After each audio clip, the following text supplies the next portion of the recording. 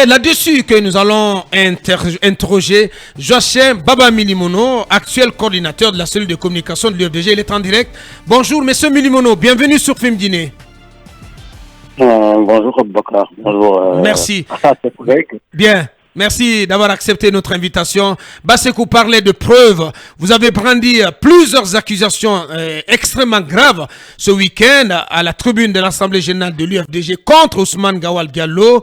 Il y a d'abord cet argent, ce montant de 150 000 dollars américains, si je m'abuse, qui aurait été mobilisé par vos militants en Angola, qui, si on vous comprend bien, aurait été remis à Ousmane Gawal Diallo. Il y a aussi ce montant de 150 millions de francs guinéens qui aurait servi à construire et équiper le siège de la cellule de communication que vous coordonnez aujourd'hui.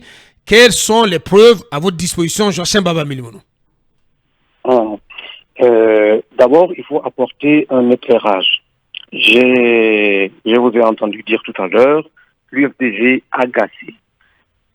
La précision à apporter, je l'ai dite quand j'ai pris la parole à l'Assemblée générale.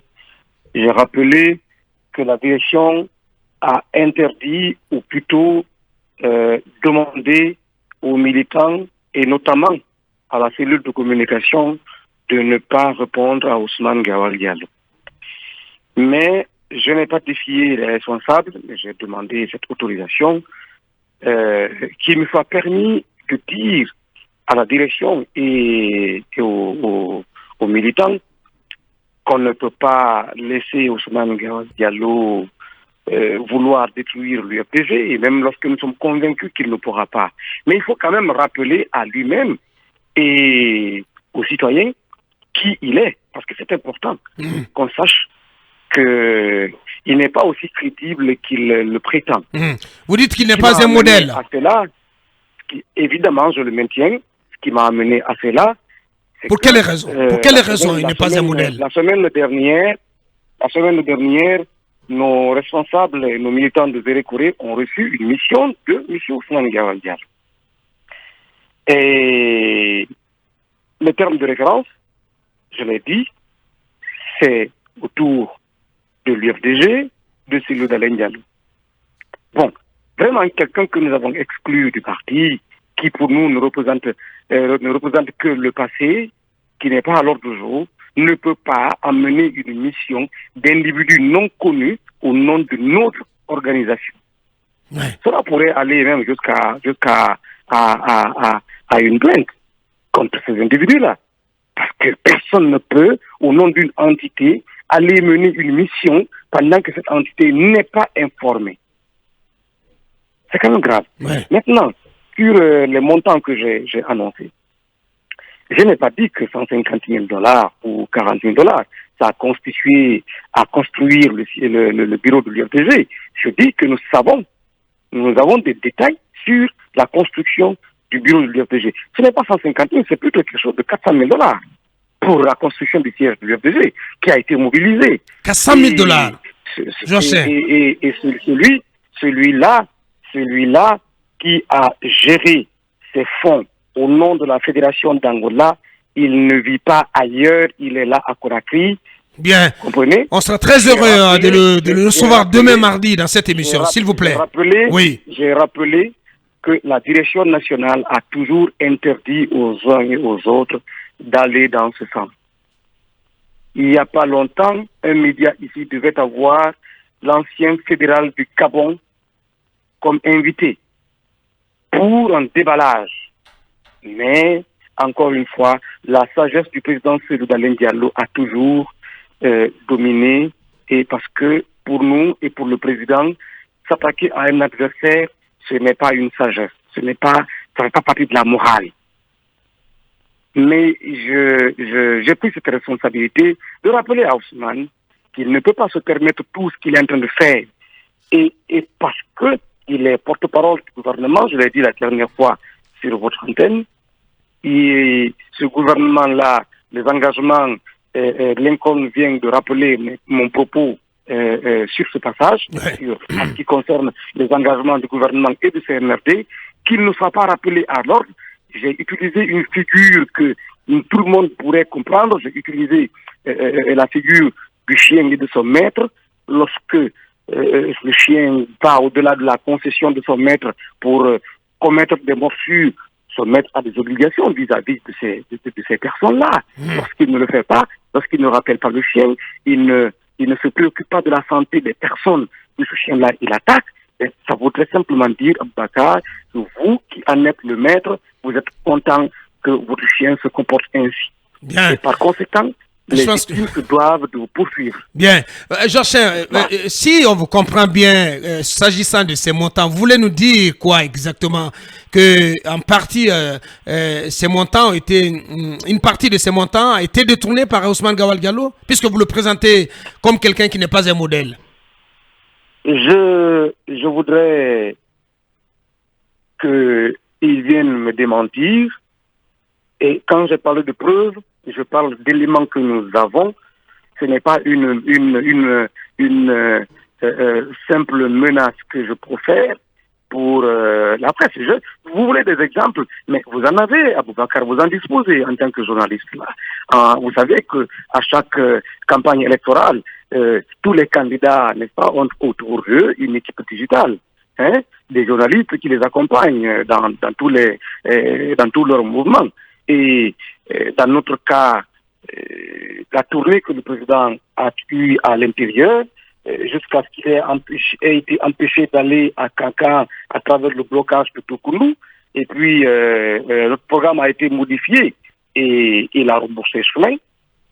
Les journalistes qui étaient dans cette équipe-là, je me rappelais, qu'ils aient quand même le courage, à un moment donné, de pouvoir dire oui, nous avons grogné parce que notre argent avait été détourné. Eh bien, allez, Joachim, ce que nous allons faire, Joachim, parce que la radio c'est aussi nos obligations commerciales, avec votre permission, donc on va marquer la pause, on revient pour continuer ce débat avec vous, Joachim Baba Milimono, qui apporte des accusations d'une extrême gravité contre la personne de Ousmane Gawal Diallo, actuel ministre porte-parole du gouvernement.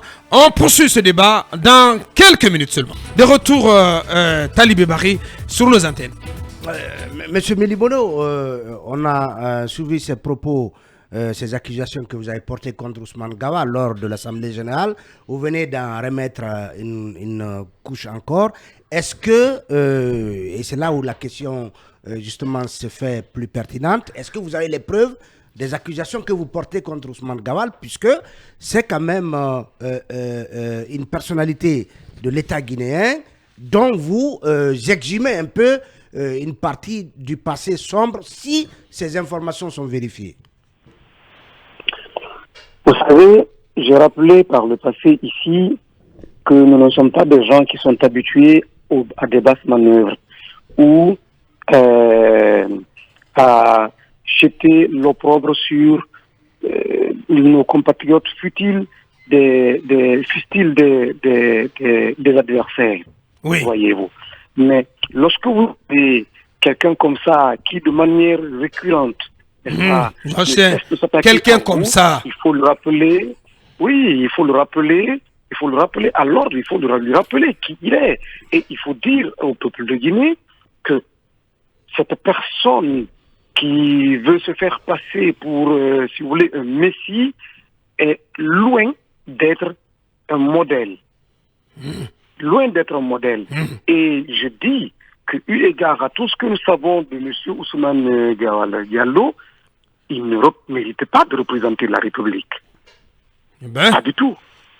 Mais écoutez, vous parlez, vous êtes là, vous êtes témoin de bien de choses.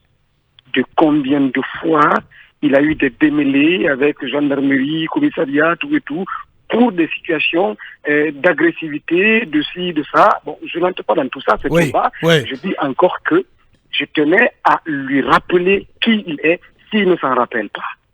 Parce qu'il est important. Mais il y a des communicants proches de Gawal aussi qui ont rappelé que vous aussi, vous avez été poursuivi et jugé. Donc, les tirs de barrage partent de part et d'autre, M. Joachim. Sauf que, M. Talibé, vous savez, j'en ris. Je ne réponds pas. Moi, je réponds pas à ça. parce que je n'ai jamais eu honte d'aborder ce sujet moi-même dans les médias. Et vous faites partie de ceux qui ont commenté largement cette actualité-là. Quand vous étiez du côté d'Erdig, voilà, on ne va pas refaire l'histoire. Ouais. Exactement. Donc, ce qui est important, on va rester sur vos déclarations de ce week-end, parce que vous y étiez allé très très fort. J'ai envie de dire, lorsque vous avez parlé de l'éventualité d'une candidature du président de la transition, vous avez dit que si le colonel tente de candidater, on va partager la Guinée. Joachim, vous êtes allé très très fort quand même. Et j'ai expliqué comment nous allons le faire. Comment vous allez le faire? Pas à dire, j'ai lu de ces titres-là qui ont transcrit mon propos. Ils se sont limités à dire que Joachim Baba Milimono, si Amadi Doumbouya est candidat, nous allons partager la Guinée. Ce n'est pas seulement ce que j'ai dit, ce n'est pas que ça. J'ai expliqué que nous le ferons à travers nos corps, parce que nous nous opposerons. Nous opposerons à cela la résistance citoyenne. Je dis encore, et je le redis ici, que la désobéissance civile et la résistance citoyenne sont de droit. C'est permis dans une république, dans une démocratie, que lorsque les citoyens ne sont pas d'accord avec des velléités de confiscation de pouvoir, n'est-ce pas, et de candidature de quelqu'un qui ne devrait pas l'être, il faut s'y opposer. Et ça, en bon citoyen, on le fera. Et je dis que nous devons nous armer de courage, parce qu'il ne s'agit pas de prendre des armes en le disant. Mais très bien. C'est aussi simple que ça. Très bien dit. Et je le réitère, je le maintiens. Très bien dit. Allez, Joachim Baba Milimono, coordinateur de la cellule de communication de l'UFDG. Dernière question, Lincoln. Oui, Joachim, vous avez également évoqué un audio qui circulerait. Parlez-nous-en, on veut réellement comprendre. Ouais. Personnellement, j'ai entendu parler de cet audio. J'ai changé là-dessus ce matin, voilà, avec responsable. Qu'en est-il exactement? Que dit-on? Quelle est la teneur, en tout cas le contenu de ce fameux audio? Vous savez, je ne sais pas si vous est arrivé d'entendre des choses comme quoi M. Sultan Diallo a toujours été mal entouré par des gens foncièrement ethno, des gens qui utilisent l'ethnostratégie pour c'est pas asseoir soit leur leadership ou leur charisme ou je ne sais quoi d'autre encore. Et M. Ousmane Diallo vient de confirmer qu'il faisait partie de ces ethno-fonciers qui, n'est-ce pas, ont toujours travaillé à faire croire que l'UFDG n'est qu'une histoire de Fulbe et du Fouta. C'est bien grave. Encore une fois, je dis que voilà pourquoi je dis que c'est pas un modèle pour la République. C'est pas quelqu'un qui doit représenter la République, quelqu'un qui parle au nom de l'ethnie. Parce que dans ce studio, c'est quand même extrêmement grave. Allez-y. Je veux inviter le Premier ministre et le colonel Amadi Doumbouya à écouter ce audio et à en tirer les conséquences. Qui parle dans cet audio, Joachim? Dites-nous tout. Mais ça fait quand même plusieurs minutes qu'on vous écoute. Allez-y. Oui, mais c'est vous qui posez les questions. Bien, allez-y. Quand Ousmane Diallo dit, il s'en va dire, je vous ai dit, Sultan Diallo, il n'aime pas le Fouta, il n'aime pas les Peuls, il ne mérite pas de continuer à diriger l'UFDG, parce que je vais vous dire, vous avez vu à l'Assemblée nationale, à l'Assemblée générale, on parle d'un intérimaire, Fodé Oussou, parce que le fait de dire que Fodé Oussou assure l'intérim du président Sultan Diallo, ce qui est évident, c'est lui qui préside les conseils politiques, c'est lui qui préside les assemblées générales, donc c'est quand même évident ça. Il profite donc il saisit ça pour dire que Sultan Diallo veut laisser le parti à Fodé Oussou Fofana, il ne sera pas candidat, il ne viendra pas, la preuve on parle déjà d'intérim. Mais attendez, on peut être de mauvaise foi jusqu'à ce point? Et c'est pourquoi j'ai posé sincèrement, j'ai du mal à comprendre. En fait, si mon sixième sens me dit que le débat c'est sur la personne de Fodé Oussou Fofana, vice-président, donc intérimaire, à l'absence de Cellou Dalein Diallo, donc qui est en dehors du pays, si je vous suis très bien, parce que Fodé Oussou Fofana n'est pas Peul, ça dérangerait Ousmane Gawal Diallo, je sais pas trop. Exactement, c'est son propos le prouve. C'est lui qui parle dans l'audio? Vous l'avez écouté, vous venez de le dire. Personnellement, non. J'ai reçu, j'ai pas exploité. Voilà, mais j'entends parler de cet audio depuis. Exploiter donc cet audio que lui-même a fait fuiter délibérément et écouter les propos de ces missionnaires à Zérékoré. Envoyez-nous l'audio, on n'en a pas. Envoyez-nous l'audio. Je ne suis pas votre... moi j'ai l'audio par dévernement. Oui, bien sûr. Bien.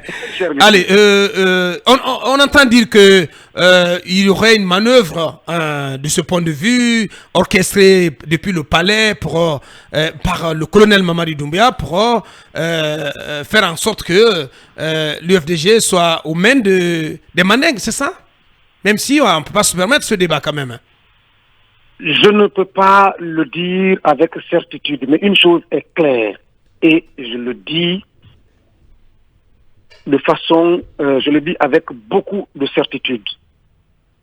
Toutes les manœuvres d'Ousmane Gawal Diallo sont commanditées, soutenues, financées par le palais.